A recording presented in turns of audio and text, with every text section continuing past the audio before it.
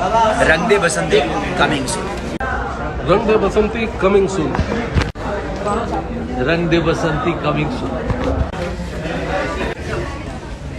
बसंती coming soon. कैमरे का भी तक। तो दोस्तों रंग दे बसंती कमिंग सून, मुझे देखना मत भूलना। पहली बार मैम भोजपुरी में आ रही हैं और तहलका मचाने।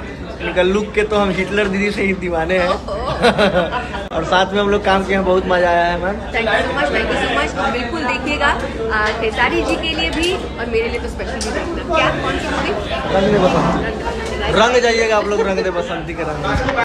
तो आप देख सकते हैं दोस्तों किस प्रकार भोजपुरी के दो सुपरस्टार खेसारी लाल यादव के सॉन्ग के हिट होने के बाद फिर से भोजपुरी इंडस्ट्री में तहलका मचाने के लिए इतने बड़े बड़े कलाकारों को लिया है जिसके बारे में अन्य कलाकार सोच भी नहीं सकते हैं। और आपके जानकारी के लिए बता दें कि सुपरस्टार खेसारी लाल यादव के इस फिल्म में आपको नए नए एक्टर देखने को मिलेंगे, चाहे वह विलन का कैरेक्टर करने वाला हो या कॉमेडियन का या किसी हीरोइन के पद पर। तो अब तक के लिए बस इतना ही दोस्तों, मिलते हैं नए वीडियो में नए कॉन्सेप्ट के साथ।